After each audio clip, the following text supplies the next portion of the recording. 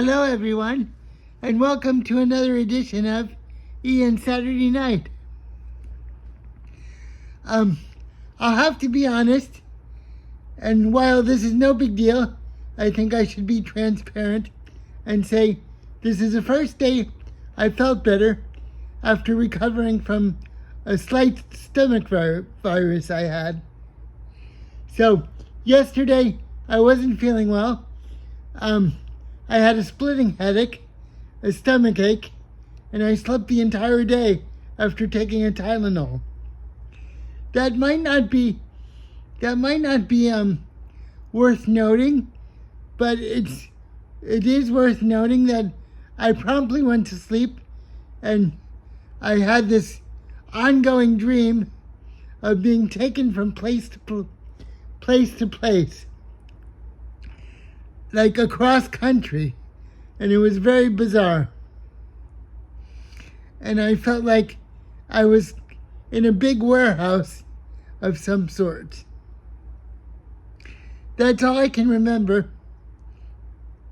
And I remember waving at my former fiancée, and she was telling me she was about to have an operation.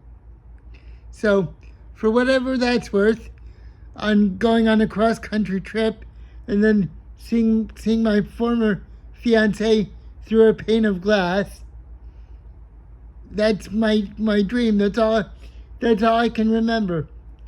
And I feel very much like I'm a student of Carl Jung, the psychiatrist, because I feel Jung paid attention to dreams, very much so. I still have a layman's understanding. I have a layman's understanding of Carl Jung, but I believe he believed in a shadow self of darkness and light. To him, our shadow selves were our unrealized. I believe he thought our shadow selves were our unrealized dreams or our problems, and we take on shadow selves in an attempt to make ourselves more whole or more holistic or universal. At least that's how I understand it. And if I'm giving wrong information, I encourage anyone to please set me straight, because I have a layman's perspective of Carl Jung, and I don't want to give it misinformation, but I do believe that he believed in the shadow self, and I also know from my cursory research that during his life he put out a red book and a black book, and I don't know which one necessarily was which, but one referred to negative things, and the other referred to positive things, per se. I don't want to say evil and good, because I don't think he was a Manichean, but I do believe he believed in shadow selves, and that's all I know from now on, so far. So I'm learning all the time, but I do know that he believed in symbols, the power of symbols, a lot, and he believed in dreams a lot, and that's how I think there's a symbol in everything. I've been criticized for having that belief. A girlfriend I had once said, "Ian, not everything has meaning, you know. When I myself take meaning in everything." So this was a digression I had, but when I'm sick with a virus, I think about all these things, and especially the power of dreams. And I also think about Edgar Cayce, who was known as the sleeping prophet, and he was known as a faith healer. He could heal everyone, he could heal whoever he came across, presumably just by the power of touch and by meditation. He was quite, most people, most spiritualists know a lot about Edgar Cayce. He's a famous in metaphysical circles, and he was known for healing people. I don't discount it. I think there is a supernatural quotient to all human life, and probably all life in total. I think the supernatural is discounted, and it should be held up and championed to be just as real as something tangible, because the supernatural is tangible as well. I think about Indiana Jones. I mean, I know this is silly, but I think about the movie something Indiana Jones said that popped into my head. It's not what you believe, it's how strong you believe it.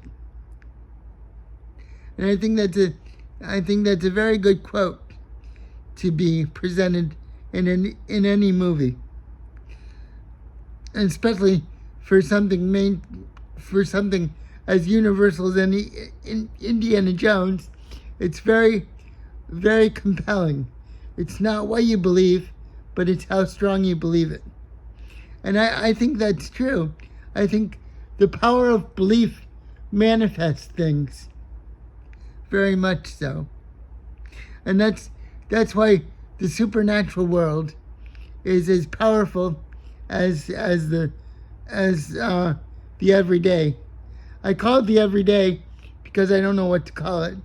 But as the surrealist Paul Eluard said, there is another world, and it exists within this one. I know I quote Paul Eluard a lot, this quote, but it describes so much. There are two worlds within this world. There might be 7 or 17 worlds in this world, but that's what I believe. There's so many aspects to life. There's the waking life and the dream life. There's our aspirations, between waking and sleeping, and the movies we see, and the books we read, and everything has a quality of life to it. A lot of people say to me they don't read fiction because they think it's made up, and my counter to that is fiction is made of life. You read a work of fiction, and you can extrapolate life to it. Very much so. Maybe more or just as much as a nonfiction book. So I think this is narrow-minded of people to think that fiction is just made-up fantasy with no bearing on life. This is very it's almost blasphemy to me, to the level of imagination, that people would be so narrow-minded as to say a work of fiction has no bearing because it's made up and it didn't happen in real life, when the stuff of fiction is very much made up of real elements. It's completely preposterous notion, in my view, that fiction is not on equal footing as nonfiction. It's very, very, very, very narrow-minded. The same thing as narrow-minded as judging somebody's background or what have you. Very, very, completely narrow-minded. So that's my only pet peeve, is thinking that fiction is not on equal footing. That's one of my main pet peeves, that fiction is very narrow-minded. Fiction is very it's not as impactful as nonfiction. It's a very depressing viewpoint, in my view. Very depressing opinion. So now that talked about that. I had a good day. I went to see a romantic comedy. It was very predictable, but Andrew Garfield is a good, solid actor, as is Florence Pugh. Very enjoyable to watch. Kept me going because it filled in the gaps like a jigsaw puzzle. It didn't start at the beginning. It started in the middle, and it went back and forth. So in that sense, it was enjoyable to watch. It was called We Are in Time. Very enjoyable. I went for coffee. Sandy's Cafe. And that went off smooth as can be. And I went to the movie and I went on my way. I made it to the movie in time.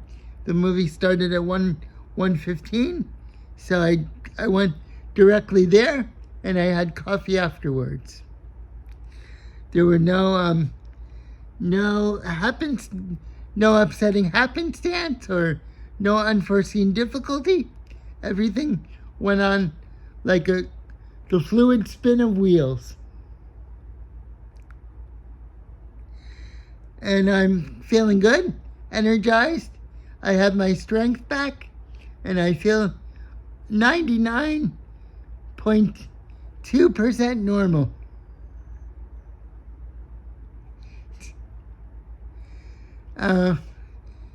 There's a parade tonight in Key West, but it's over by now, as it's past midnight. So I stayed in. I didn't watch the parade, but I'm sure it was a fast and furious event. So next week is Halloween, so I will be back on next week to wish you guys a happy Halloween, and thanks for tuning in to all my viewers for Ian's Saturday Night. I appreciate all your support very much. I'll see you next week. Bye.